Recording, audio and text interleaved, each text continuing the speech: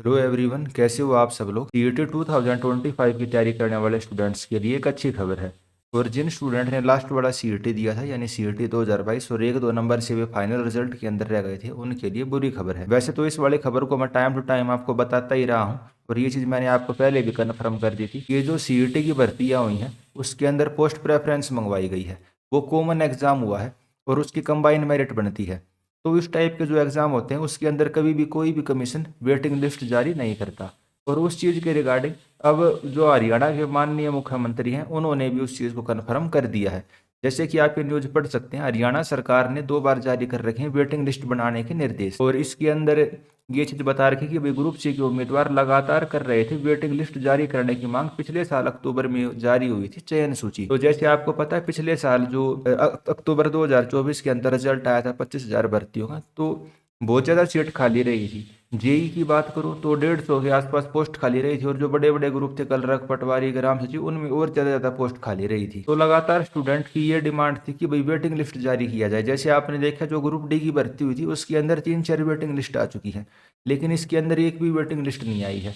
तो उसके रिगार्डिंग इसके अंदर सारी इन्फॉर्मेशन दे रही कि भाई जो ये न्यूज़पेपर वाले हैं दैनिक सवेरा वाले, उन्होंने माननीय मुख्यमंत्री से पूछा तो मुख्यमंत्री सैनी ने सीधा उत्तर नहीं देने के बजाय कहा देखिए वेटिंग लिस्ट का एक टाइम पीरियड है, पता है उन बच्चों को, सबको पता कि अगर उस टाइम पीरियड के अंदर कोई खाली होता तभी तो वेटिंग लिस्ट आगे जारी होगी। तो गोलमोल जवाब दिया, सीधा जवाब नहीं दिया। सीधा जवाब मैंने आपको पहले वीडियो के अंदर अपने दे भी रखा है। अगर आपने हमारा यूट्यूब चैनल सब्सक्राइब नहीं किया, हरियाणा एग्जाम्स बाय हर्ष दहिया, इसको आप सब्सक्राइब कर सकते हैं।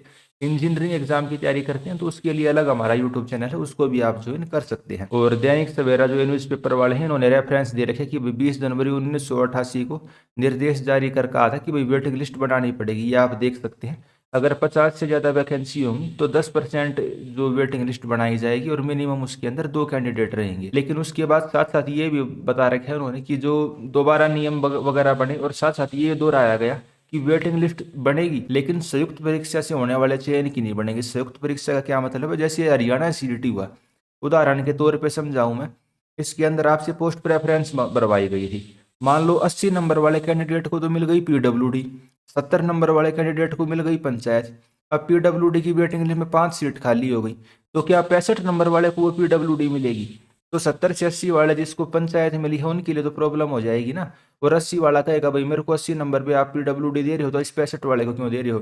तो जहाँ पे पोस्ट प्रेफरेंस होती है या संयुक्त परीक्षा होती है जैसे सीईटी, एक ये संयुक्त परीक्षा है, इसके अंदर ढेर सारे नोटिफिकेशन निकले थे, एक कंबाइन एक तरीके से एग्जाम हुआ था। तो इस टाइप के एग्जाम में कभी भी वेटिंग लिस्ट नहीं बनती। वो वाली चीज़ इन्होंने भी न्यूज़पेपर वालों ने अच्छे से समझा रखी है। जैसे आप ये वाला नोटिफिकेशन देख सकते हैं, 1993 का ये नोटिस है।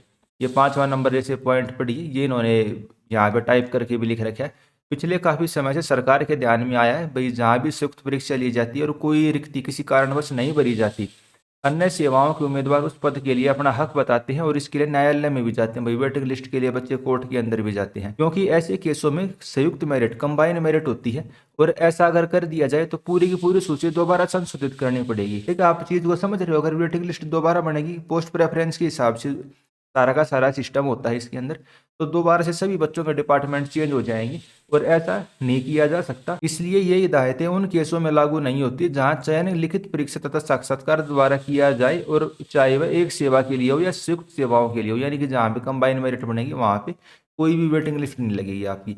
जैसे ग्रुप डी की भर्ती है, अलग से नोटिफिकेशन निकला है, अलग से पेपर हुआ उसका, उसकी मेरिट लिस्ट बन जाएगी। हरियाणा पुलिस की अलग से नोटिफिकेशन निकला, अलग से पेपर हुआ, उसके लिए मेरिट बन जाएगी। लेकिन अगर कंबाइन नोटिफिकेशन निकल के पोस्ट प्रेफरेंस भरवा के अगर आपसे पेपर लिया जाता है ना, तो उसके लिए मेरिट लिस्ट नहीं बनेगी।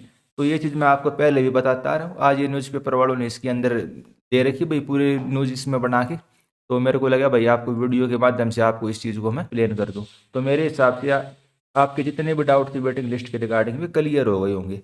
और जो नए सीईटी की तैयारी करने वाले बच्चे हैं उनके लिए तो चलो बढ़िया बात है, जो पिछली बार सीट खाली रह गई थी अब की बार जुड़ के आ जाएंगी।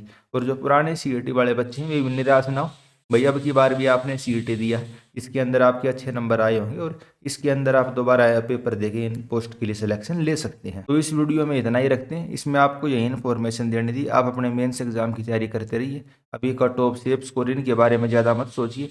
अभी कितनी पोस्ट आएंगी हमें एग्जैक्ट नहीं पता, कितने बच्चे शॉर्ट लिस्ट हुए हैं। जो एक कॉमन लिस्ट निकालती है एचएससी वो भी अभी तक पब्लिश नहीं हुई है। वो सारी चीज़ें हमारे पास कॉमन पब्लिक डोमेन में डाटा आ जाएगा तब मैं आपको अच्छे से एक्सप्लेन करके बता दूंगा भाई कितनी कट ऑफ किया जा सकती है।